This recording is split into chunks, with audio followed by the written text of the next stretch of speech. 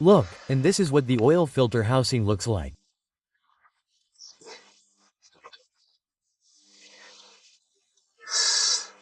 This is what we're also going to change, which is the anti-relief valve for the oil filter.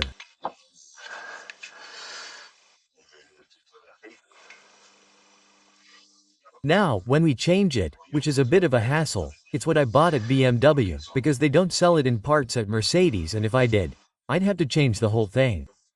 Just to change the valve, right? And it's €3.20 and the little valve cost me €15 at BMW. Okay, now we'll look at all this too.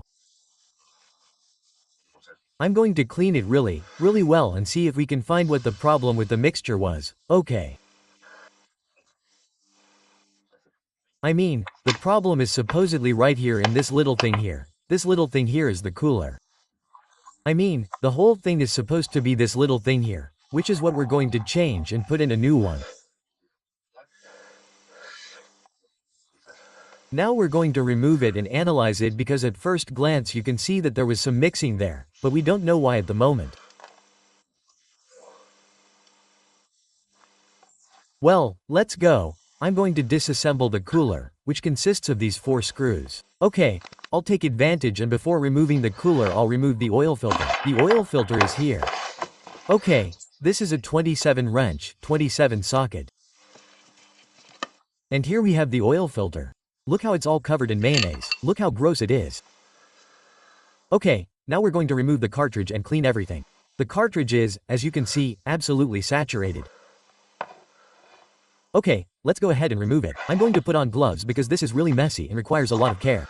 And this is down there. Okay, well, I put a screw in. They're not hard, are they? It's with a torque of 30, and it comes out. I insist, it's not hard. Okay, let's finish removing them all and see how this looks.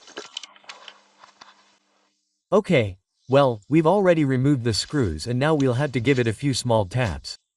I'm going to use the hammer. No taps or anything. Let's see, you can't see the gasket.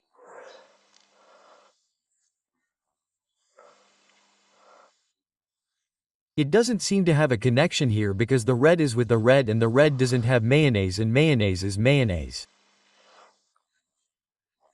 But let's see where this is. Let's do it. I'm going to do a test. Supposedly by covering the different ones, but if air is passed through, air can only pass between the water and between the oil and the oil. If air passes between the water and the oil, it means they're connected. That's what we're going to see now. I'm amazed because I can't see the oil mixing with the water and the water with the oil in the exchanger. I first did the test with air, that is, I put a lot of air in here and it only comes out here. Nothing comes out here and nothing comes out here. Okay, then on the contrary, I put a lot of effort in here and it only comes out here and it doesn't come out through the coolant pipe and this is the oil channel. So, they're not communicating. Now I'm doing it with water. See? I've put water in this pipe here which is for coolant and I have water on the other side and the ones that are oil are completely dry.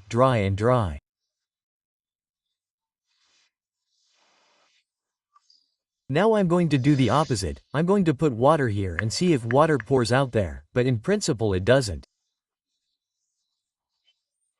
So, if it's not here, where's the oil exchange? The mixture of oil with coolant at the gasket level of this cooler. Phew, but it doesn't seem like it.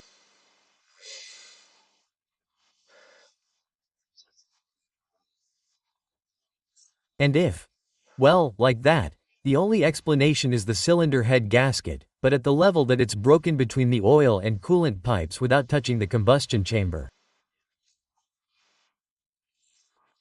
What a thing, man. Well, now I've done it the other way around. I've put water where the oil is and it's not communicating with where the coolant is, so we're screwed, man.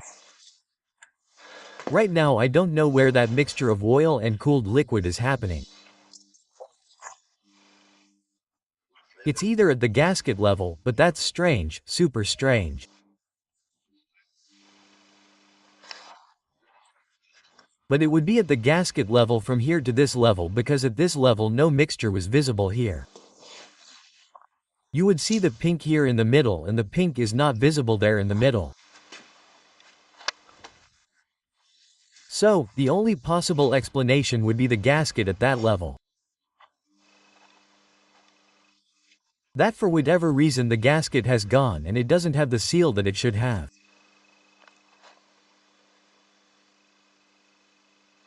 I'll see. Well, friends, after investigating quite a bit more about what I haven't seen with the naked eye and with the evidence that I just showed you, I haven't seen evidence that the oil cooler was communicating.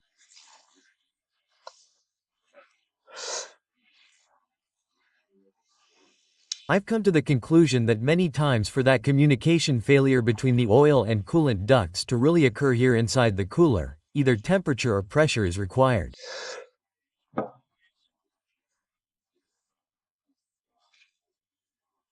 That is to say, doing it as I have done with the air, with the water, well, sometimes the damage is not visible, and it is when it is subjected to a certain pressure or a certain temperature or both at the same time, a certain temperature with pressure, when it is visible.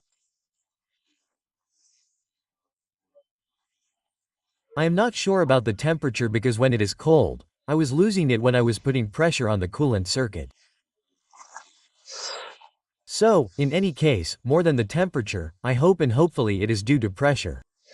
So, before I get more desperate or angry, because the next thing would be to go for the cylinder head gasket, which already requires much more time, much more money and such. And then, in the worst case scenario, it could be that it is not the cylinder head gasket that is affected, but that there is actually a crack in the cylinder head that would require putting in a new cylinder head or, well, a second-hand one, and, in the worst case scenario, that it is a crack in the block. That would be the worst case scenario.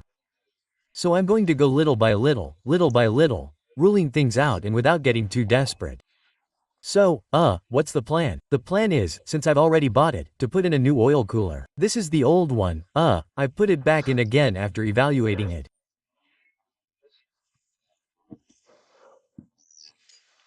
Put in the new oil cooler, put this oil filter holder in its place, fill the entire cooling system with liquid and do the pressure test again.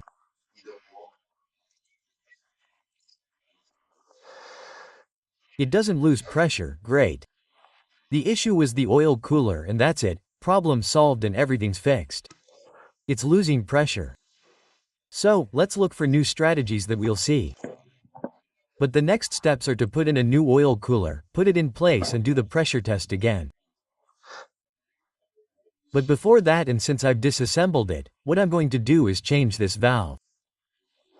This is this valve here. Do you see? I press it and it sinks in there. Whether you can see it or not, let's see if this captures it well. Do you see? This is the oil relief valve for the oil cooler.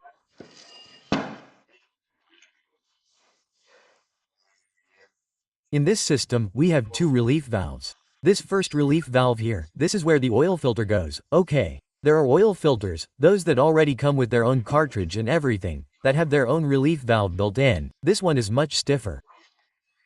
This spring is much stiffer than this spring here, okay? This one is much more random, okay?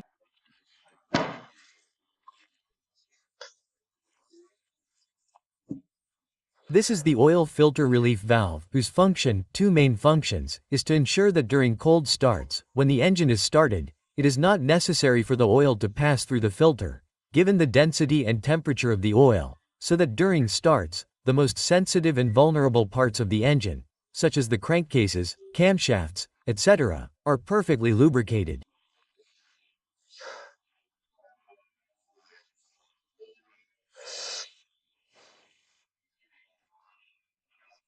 And when the oil reaches a certain pressure, as a result of the oil pump doing its job, that is when the oil filters through the filter.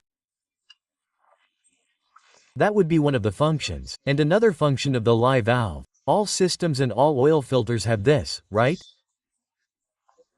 And the second function is that if the oil filter becomes saturated and does not allow filtered oil to pass through because it is already saturated with particles and such because it has not been changed as often as it should or because it is very old for whatever reason. It serves to prevent the engine from running out of oil if the oil filter becomes saturated. In other words, if the oil filter becomes saturated, the oil would pass directly through this relief valve to do its job, but without being filtered. Okay, it would be a lesser evil. The engine would have lubrication, but it would not be filtered, okay? That is the function of the oil filter relief valve. And there is another relief valve, as I said, which is here. In this specific case, it is not installed in all cars or in all engine configurations and so on, which is the oil relief valve, but so that the oil does not pass to the oil filter, but to be cooled, and it has the same function. That is to say that in cold starts it is not necessary for the oil to pass through the oil cooler because what it would do is delay the instantaneous and immediate lubrication when you start the engines cold and so on.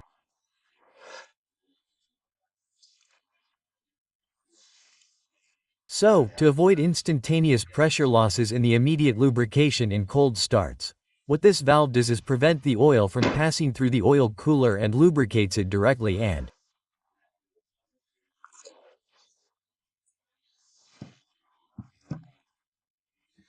once it picks up very little, it is because this is so soft compared to this, and once it reaches the right pressure, therefore the oil starts to gain temperature and such, that is when it really does allow the oil to pass to the oil cooler. What happens with this? This is already a bit of my deduction because I am not so sure about it. What I do know is that it needs to be changed. Okay, what happens with this? If this doesn't do its job properly and filters the oil when the engine is cold, when the engine is stopped, oil doesn't come through here because this valve prevents it, and when a certain pressure is applied, this sinks like this, and this is where the oil passes through. Okay. This sinks and the oil that comes from here from the engine block goes through the oil cooler, okay? In other words, this is placed in the engine block, it comes here, and then goes to the oil cooler. Okay? Well, what happens is that if this isn't watertight, when it should be watertight, what happens is that the oil that stays here in the entire part of the oil filter, this oil leaks into the engine block, okay?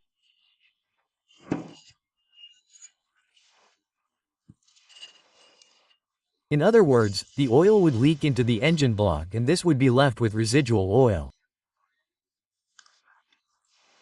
What would happen with this? That when you start the engine cold or you're not going to start the engine, when you pull the oil there is no oil, and then for a little while, a few seconds, until the oil pump does its job, the engine is lubricated in much worse conditions.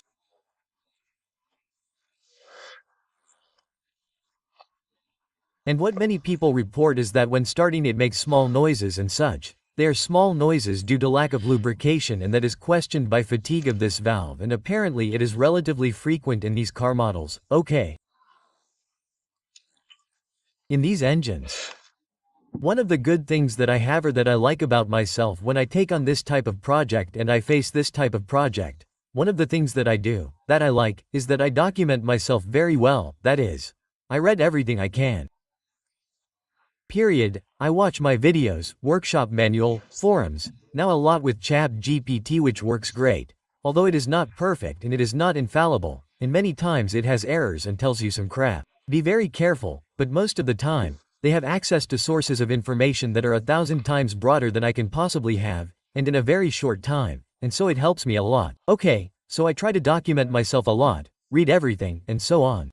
Well, one of the things I like and don't like about myself is that when something doesn't go well for me and I see that something isn't clear to me in the mechanics or in a project or something is failing, and so on, I get overwhelmed too quickly and I get overwhelmed too much.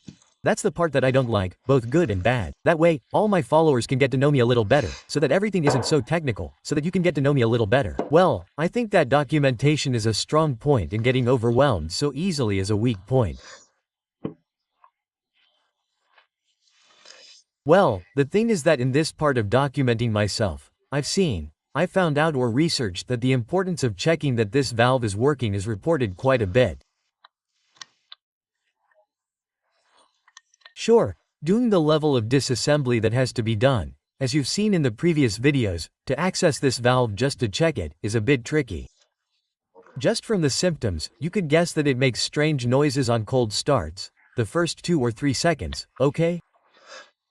But now that I have it disassembled, I can take advantage to check its condition and see if it's not working properly. That is to say, if I have added a fluid here, which would be oil, I'm not going to do it here with oil because to avoid staining, it can be done with water, with whatever. If I have added a fluid here and it is in the resting position, it is not watertight and the fluid tends to leak through here. It is because this spring is already fatigued and the O-ring that is inside to seal the passage of oil when the spring is not there, that is, when there is not enough pressure, is failing. So what happens is when we have stopped the engine, the oil that should remain stagnant here is leaking.